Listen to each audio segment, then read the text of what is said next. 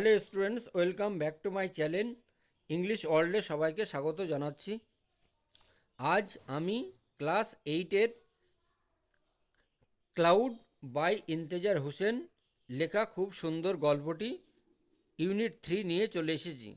তো তোমরা যারা গল্পের পার্ট 2 লেসন 1, 2, 3 দেখোনি, আমি ডেসক্রিপশন বক্সে বা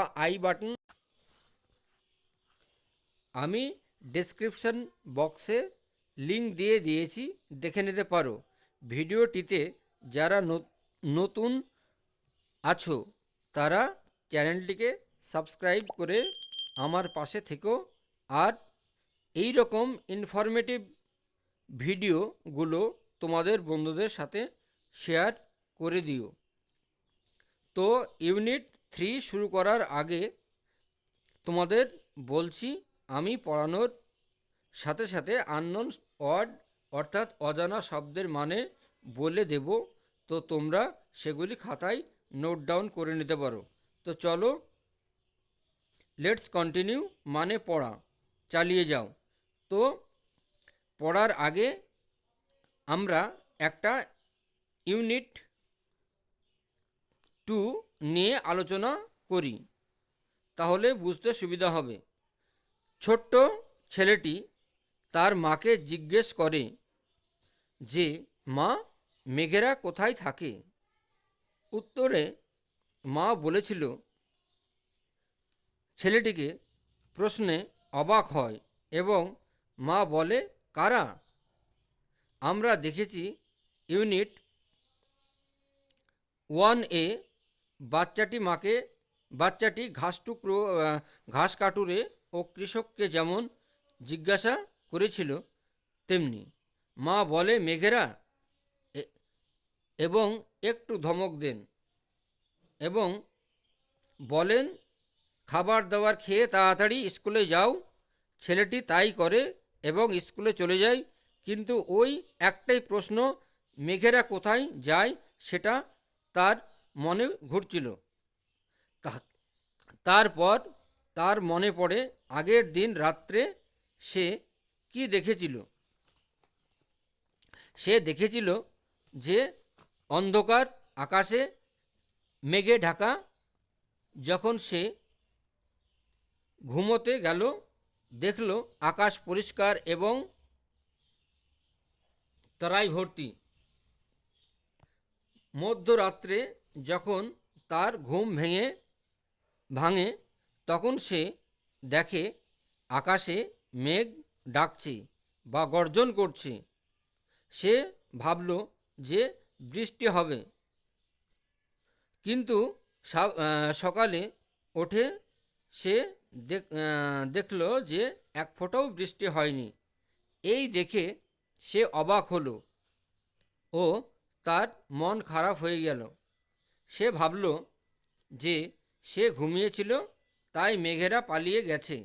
ও যদি জেগে থাকতো তাহলে মেঘেরা অদৃশ্য হতো না। এর পরে দুপুরবেলায় প্রচণ্ড রোদে এবং একের পর এক মাঠ পেরিয়ে যাচ্ছিল মেঘেদের উদ্দেশ্যে, এবং সূর্যের প্রচণ্ড তাপ ছিল। তার শরীর অত্যন্ত গরম হয়ে উঠেছিল এবং পিপাসার্ত হয়ে ঘুরে বেড়াচ্ছিল। এই সময় সে একটা গাছ দেখতে পায়, যার তলায় পার্সি জলচক্র ধীরে ধীরে ঘুরছে। সেই সময় জলচক্র থেকে একটু জল নিয়ে তার পায়ে ছেটায় এবং মুখ ধোয়। ও সে তৃষ্ণার্ত ছিল, তাই মন ভরে জল খায়। এই সময় আমরা পার্ট 2 শেষ করি এবং এবার চলো পড়ি। Refreshed as he looked around, যখন সে চারিদিকে তাকালো তখন তার মনটা চনমনে হয়ে উঠল। অ্যান ওল্ড ম্যান, একজন বৃদ্ধ লোক, স্যাড বসেছিল অন এ ওয়াল, দেওয়ালের পাশে, by the Persian wheel, Persian হুইলের পাশে, পার্সি জলচক্রের পাশে। He looked at the old man, সে বৃদ্ধ লোকটার দিকে তাকালো। ওয়ান্টিং টু সে, এবং বলতে চাইলো সামথিং, কিছু। বাট হেজিটেটেড, কিন্তু ইতস্তত বোধ করলো। ফাইনালি, মানে আলটিমেটলি, শেষ পর্যন্ত। হি আস্কড, সে জিজ্ঞাসা করলো, did the cloud come here, এখানে কি মেঘ এসেছিল? The old man looked closely at him, লোকটা, বৃদ্ধ লোকটা তার দিকে গভীর মনোযোগ সহকারে তাকালো। অ্যান্ড সেড, আর বলল, শন বাছা, হুয়েন দ্য ক্লাউডস কাম, যখন মেঘেরা আসে, the earth and the sky know of their coming, তখন মাটি আর আকাশ তাদের আসা দেখতে পায়। But the clouds were here, কিন্তু মেঘেরা এসেছিল এখানে, লাস্ট নাইট, গত রাত্রিতে। অ্যান্ড নো ওয়ান, এবং কেউ জানতে পারেনি, গট টু নো, এবং কেউ জানতে পারেনি। দ্য ওল্ড ম্যান সেড, বৃদ্ধ লোকটি বলল, it is not enough, enough মানে সাফিসিয়েন্ট, যথেষ্ট, এটা যথেষ্ট নয়, ফর দ্য ক্লাউড, মেঘেদের, টু কাম, এখানে আসার। আই ওয়ান্স লিভড, আমি একবার বাস করতাম, ইন এ প্লেস, এমন একটা জায়গায়, হোয়ার, যেখানে, ইট হ্যাডন্ট রেন, এখানে বৃষ্টি হয়নি, ফর 10 ইয়ার্স, 10 বৎসর। 10 ইয়ার্স, 10 বৎসর। হি ওয়াজ ওপেন মাউথ, সে অবাক হয়ে মুখ হা করলো, হাই তুলল, হা করলো। হি স্যাট দেয়ার, সেখানে সে বসলো।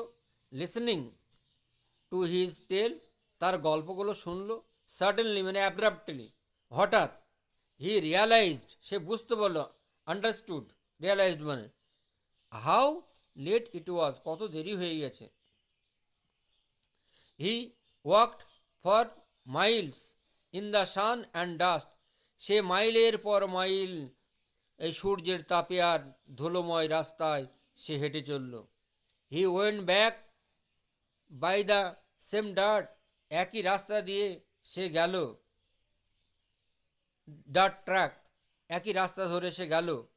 হি had taken to come there, সেখানে, এবং সেখানে সে আসলো। The sun was still fiercely, সূর্য তখনও ফিয়ার্সলি, ভয়ঙ্করভাবে হট, গরম ছিল। বাট হোয়েন হি রিস্ট, যখন সে পৌঁছালো, অ্যারাইভড, রিস্ট মানে অ্যারাইভড, দ্য মাড হাট, কুড়ো ঘরে। হি ফেল্ড এ নিপ, তখন সে একটা, ইন দ্য এয়ার, তখন সে একটা ধৌত করলো। নিপ means washed. And the earth was damp, এবং মাটি ছিল ভেজা, আন্ডারফুট, পায়ের নিচের মাটি ছিল ভেজা। নিপ মানে শীতল। He felt a Nip in the air, বাতাসে সে একটা ঠান্ডা বোধ করলো, শীতল বোধ করলো। অ্যাজ হি নিয়ার্ড হিজ ভিলেজ, যখন সে তার গ্রামের কাছাকাছি চলে আসলো। হি স, সে দেখলো, দ্য রোডস ওয়ার ওয়েট, রাস্তা ভিজা। Damp, wet means damp. Trees that had been standing, যে গাছগুলো দাঁড়িয়েছিল। ড্রেপড মিন্স কভার্ড, আবৃত ছিল, দাঁড়িয়েছিল। ইন লেয়ার্স অফ ডাস্ট, ধুলোয় ধুলোয় ঢাকা। When he had left in the morning, যখন সে সকালবেলায় গেল। নাও লুকড ফ্রেশলি বাথ, এবং দেখলো যে সতেজভাবে সেগুলো ধৌত করা আছে, মানে বৃষ্টি হয়েছে। He felt a wave of happiness, তখন সে দারুণ একটা অনুভূতি লাভ করল। হি হারিড হোম, সে তাড়াতাড়ি ফিরে আসলো। হি ওয়ান্টেড টু সি, সে দেখতে চাইল। হাউ ফ্রেশ, কি টাটকা, কি সতেজ, অ্যান্ড ক্লিন এবং পরিষ্কার, দ্য জামুন ট্রি, জাম গাছ, ইন হিজ কোর্টিয়ার্ড, তার বাগানে লোক, ইন হিজ কোর্টিয়ার্ড লোক, জামুন গাছ তার বাড়ির উঠোনে দেখতে লাগছিল। মানে সেগুলো ধুলোয় ঢাকা ছিল, এর বৃষ্টি হলো, সেগুলো বিধৌত ধৌত হয়ে গেল, তাই বলছে এখানে। হোয়েন হে গট হোম, যখন সে বাড়ি পৌঁছালো, হি স, সে দেখলো, দ্যাট দ্য রেন, যে বৃষ্টি, হ্যাড চেঞ্জড, সব এভরিথিং, সব কিছু পরিবর্তন ঘটিয়ে দিয়েছিল। চেঞ্জ মানে converted. The jamun tree stood, জাম গাছগুলো দাঁড়িয়েছিল, ক্লিন পরিষ্কার, অ্যান্ড স্ক্র্যাবড, এবং এবং কষা, মাজা বা বিধৌত, ফ্রেশলি, টাটকাভাবে, শাওয়ার্ড, শোড, শাওয়ার্ড, শাওয়ার্ড, বৃষ্টি, বৃষ্টিতে, অ্যান্ড আম্মাজি সেইং, এবং আম্মাজি বললেন, that was a good shower, সেটা একটা ভালো বৃষ্টি, that was a good shower, এটা স্নান করার ভালো একটা দিক। থ্যাঙ্কস গড, ঈশ্বরকে কৃতজ্ঞতা জানাই। রেন ড্রপ, বৃষ্টির ফোঁটা, ফোঁটা ফোঁটা বৃষ্টি, ওয়ার স্টিল, তখনও, রোলিং অফ, গড়িয়ে পড়ছিল, দ্য লিভস, পাতাগুলো থেকে, অফ দ্য জামুন, জামুন গাছের, মানে জাম গাছের। হি লোকড, সরি, হি স্টুড, সে দাঁড়িয়েছিল, বেহিন বেনিথ দ্য ট্রি, গাছটার নিচে, অ্যান্ড লেফট দেম, এবং তাদেরকে বলল, অ্যান্ড লেট দেম, তাদেরকে বলল, fall on his head and face, তাদেরকে, এবং সে তার মাথা এবং মুখে পড়ল বৃষ্টির জল। হি রেজড হিজ আইজ, সে চোখ তুলে তাকালো, টু দ্য স্কাই, আকাশের দিকে, অ্যান্ড স ইট, এবং দেখল, ইট ক্লিয়ার, এটা পরিষ্কার, without even a wisp of clouds, এমনকি মেঘের চিহ্নমাত্র নেই, এক টুকরো মেঘ নেই, মেঘের চিহ্নমাত্র নেই। হি হ্যাড ওয়াকড, সে হাঁটলো, সো ফার, অনেক দূর হেঁটেছিল, অনেক দূর হেঁটেছিল, ইন দ্য ডাস্ট, ধুলোতে, and the sun in the search of the clouds, আর সূর্যের তাপে মেঘের খোঁজে, অ্যান্ড ইন হিজ অ্যাবসেন্স, এবং তার অনুপস্থিতিতে, দে হ্যাড কাম, বৃষ্টি চলে আসলো, সেড দেয়ার রেন্স, বৃষ্টি ঝরালো, অ্যান্ড গানাওয়ে, এবং চলে গেল। এই গল্পের সারসংক্ষেপ বলছি, তোমরা একটু শুনে নাও। তো ক্লাউডস ইন্তেজার হোসেন দ্বারা উর্দুতে লেখা একটি বিস্ময়কর ছোট গল্প। গল্পটি একটি ছোট্ট ছেলের পাগলের মতো মেঘ খোঁজা নিয়ে লেখা। সে আঁকাবাঁকা রাস্তা ও গলিপথে ঘুরে বেড়াচ্ছিল। তার উত্তর পাওয়ার জন্য সে প্রত্যেক পথিককে প্রশ্ন করত। সে একটা ঘাস কাটুরেকে জিজ্ঞাসা করল সে মেঘ দেখেছে কি না। ছেলেটির প্রশ্নে অদ্ভুত লেগেছিল ঘাস কাটুরেকে এবং কাটুরের কাছে। তারপর সে এক চাষির সঙ্গে দেখা করল। সে লাঙল বইছিল নিজের জমিতে। চাষিটিও তার প্রশ্নটির কিছুই বুঝতে পারল না। চাষিটি ভাবল যে ক্লাউডস একটি মেঘ, হারিয়ে যাওয়া শিশুর নাম হতে পারে। যাই হোক, কেউই তাকে সন্তোষজনক উত্তর দিতে পারল না। এমনকি তার আম্মাজি ক্লাউড সম্পর্কিত প্রশ্ন ভুল করল। প্রশ্নটা সবসময় বালকটির মধ্যে আনাগোনা করত। গতরাত্রে সে অন্ধকার রাতে আকাশে মেঘ জমতে দেখেছিল। যখন সে ঘুমোতে গিয়েছিল, আকাশটি পরিষ্কার ছিল এবং তারায় ভর্তি ছিল। এক ফোঁটা বৃষ্টিপাত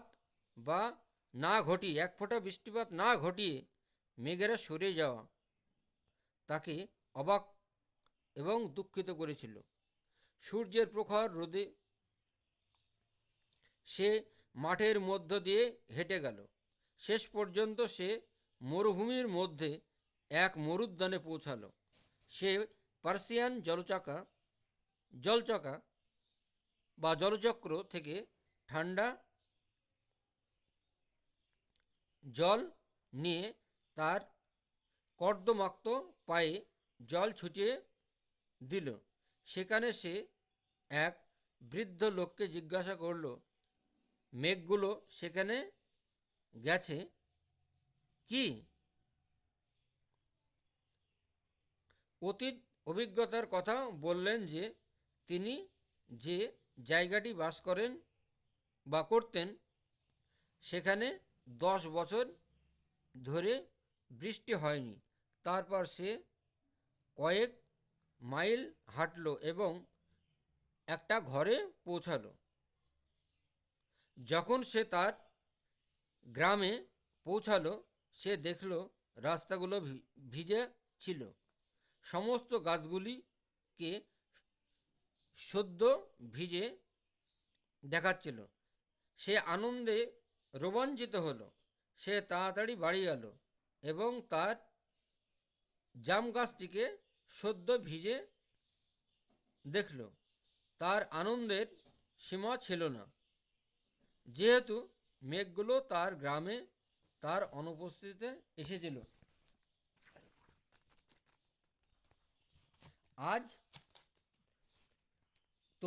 আজকে আমি গল্পের পার্ট 3 পড়িয়ে বাংলা মানে সহ ব্যাখ্যা